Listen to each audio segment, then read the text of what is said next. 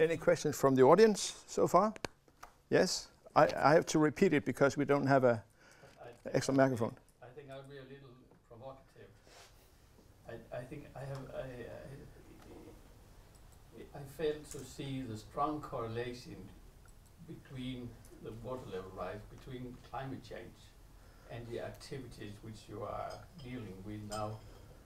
Also taking into account that we have at least maybe 40 years before we have realized a water level rise for 30 centimeters. So we have at least 20 years to see if it really is going that way.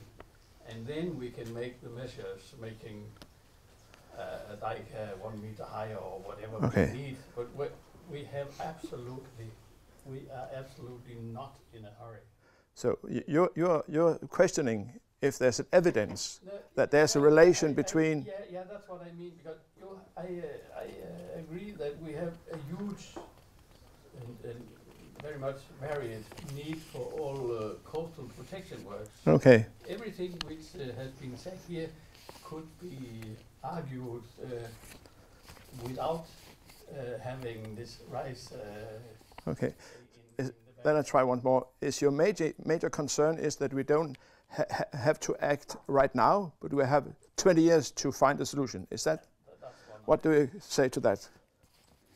Well, let's put it, say quite open, that we have used the climate change as a driver for discussing these things, because I think that this coast zone management is the most important thing.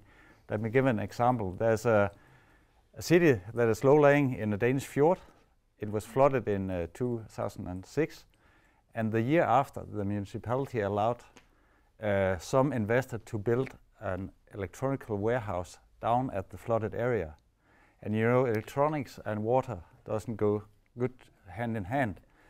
So what I would like to say is that by using the climate change as a driver for, let's discuss that things can erode and get flooded, then by now we can ensure by plan in the long term that they don't put these new vulnerable things down in the flooded or erodible area. Yeah, come on. As engineers, and scientists, you should always take your point of departure in the truth, even if you are dealing with politicians. Well, also in the point of risk assessment. That was a special statement, and maybe I could let Jan also say something. I think one thing is some way convincing, if you look at the sea rise, which already have happened in the last 100 years, it's nearly 20 centimeters, so it's about 17 centimeters worldwide. And that has some convincing, and it's also, you can measure the sea rise are increasing. So I think it's without any question that the sea is rising. So I don't agree with this gentleman over here. But you say that there's evidence that the sea is rising, and I think that was maybe not the statement. It was rather that we have more time before we do it. But I will continue to you. Yes. I would like to comment on two things here. First, the one with the sea level rise. Yes, it's rising, but it's not rising very much at the moment. There may be an increase if we look into the IPCC reports. But another thing which is related to the comment you gave, I think this is a perfect good example of if something will happen in 20 or 30 years.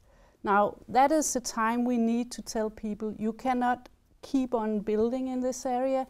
So the coastal zone planning, that you can have maybe a holiday house for the next 30 years and then goodbye. This is the way we could do it. So we could do it in a way that there's actually going to be a choice between adaptation or protection, if we take the time into consideration. Yes. Any more comment on this specific issue? Well, it's, yeah, as I said at the beginning, it's a question of visibility, yeah? And then sea level rise, for me, that's the easy one, because everybody understands it and you can prove it already.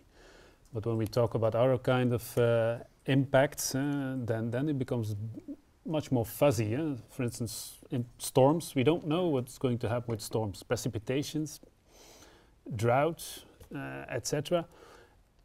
And the measures are not so clear as well. So visibility and now and then a good event, I would say, a flood event is the easiest way of convincing people.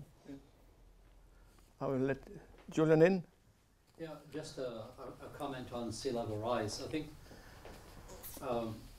the evidence is pretty clear, and I think the new reports coming out later this year will confirm that, in fact, sea level rise is probably accelerating. But nevertheless, it's an opportunity for a lot of debate in the scientific community and with vested interests who don't want to. For example, in Dundee, the company that owns the docks don't want to raise them, so they can come up with figures that show that no, it's not going to be a problem, so we don't have to spend the money. So setting that aside, what does make an impact and it does appeal to politicians and to the general public is when you have a storm surge, and it was a storm surge in March 2010 which caused a huge amount of damage on the coast that really allowed us to move ahead with the work we were doing around St Andrews. I think if it had only been an argument about oh my goodness, in 50 years or 100 years the golf courses are going to be flooded, people say, well, yeah, okay, we can wait 20 years and decide what to do. Having watched the golf courses flood at the storm surge, people said, oh my God, we have to do something now. So that's the imperative. So as the saying goes, don't let a good disaster go to waste. So I'll just sum up so we can have it to the camera, that your statement says that instead of just having calculated evidence, you could say you have to have a perfect accident, a perfect storm to show people, and use that as a departing point for creating action and combine that with scientific evidence. So it's not enough to have knowledge, you have to have practical. Last comment, Jan? Concerning about how huge the task is to do the planning and do all the work which has to be done, it's 20, 30 years, not that much. It's really a huge task we're talking about. Yes. A statement, it takes many years to deal with this challenge. If we make a parallel, we say it takes 30 to 40 years to rebuild the Danish energy system, so it's the same, all these structures, and also it's related to the ownership and the properties of people, so it's a long-term activity.